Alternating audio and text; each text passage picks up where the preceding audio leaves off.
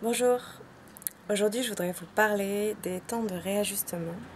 Alors cette vidéo fait vraiment suite à la vidéo d'hier sur le fait de s'autoriser à ressentir des émotions et à se dire que c'est ok d'avoir des émotions négatives ou entre guillemets négatives telles que la peur, la tristesse, la colère, etc.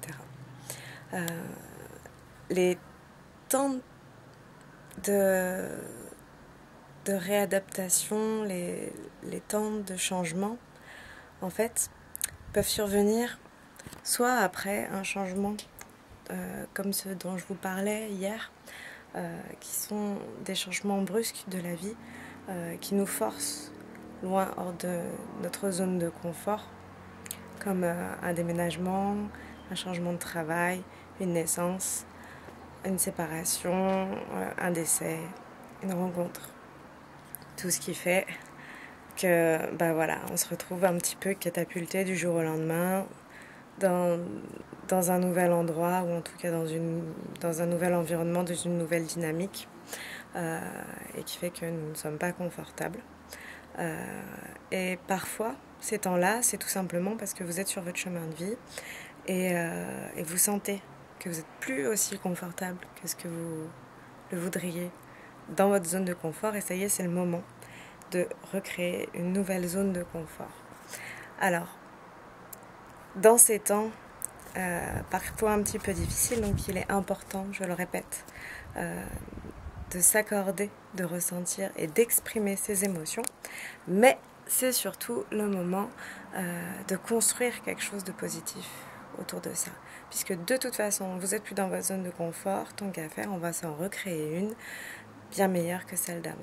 Alors je ne suis pas en train de vous dire qu'il faut essayer de voir à tout prix le côté positif dans tous les événements de la vie. Il y en a qui sont un petit peu dans cette mouvance de il faut voir le côté positif des choses.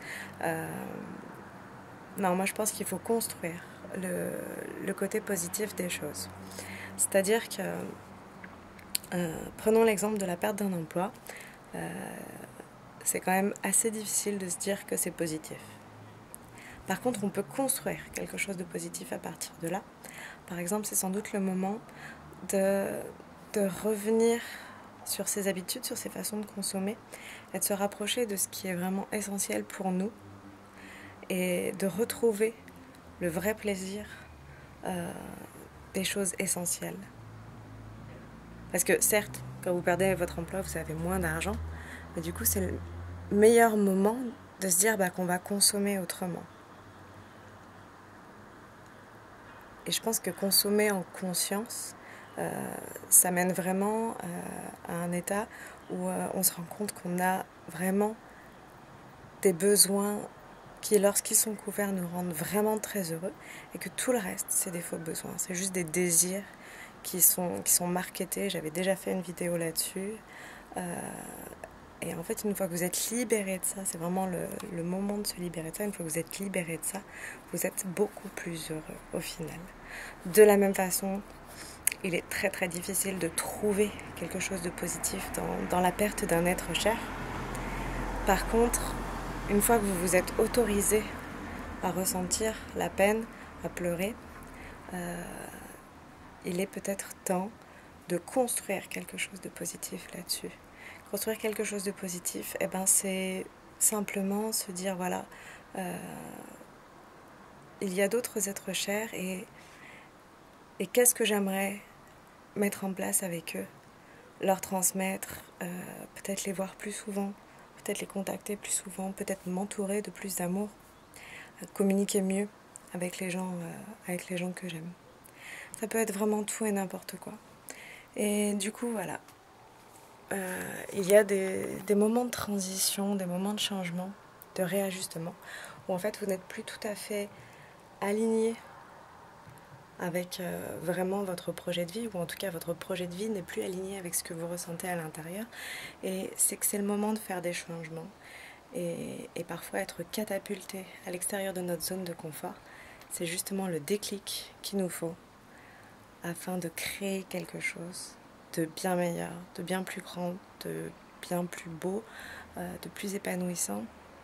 Et si vous regardez bien, Les personnes qui nous inspirent vraiment, ce sont rarement les personnes qui ont tout eu à la naissance. Non, en général, les personnes qui nous inspirent vraiment sont des personnes qui ont traversé des difficultés et qui ont su en faire quelque chose de ces difficultés. Et vous également, rappelez-vous de ces moments qui ont été difficiles, vraiment de ces épreuves que la vie a mis sur votre chemin, ces épreuves que vous avez traversées et qui vous ont forgé et qui du coup, c'est sans doute dans ces épreuves-là que vous avez été un petit peu le meilleur de vous-même et c'est de là que découlent la plupart de vos valeurs, sans doute.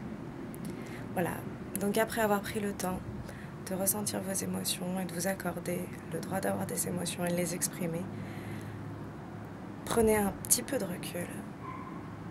C'est juste une question de perspective. Voyez une image plus large et dites-vous, voilà, qu'est-ce que je vais construire de positif là-dessus ? Qu'est-ce que je peux construire de positif là-dessus ? Comment est-ce que je vais créer une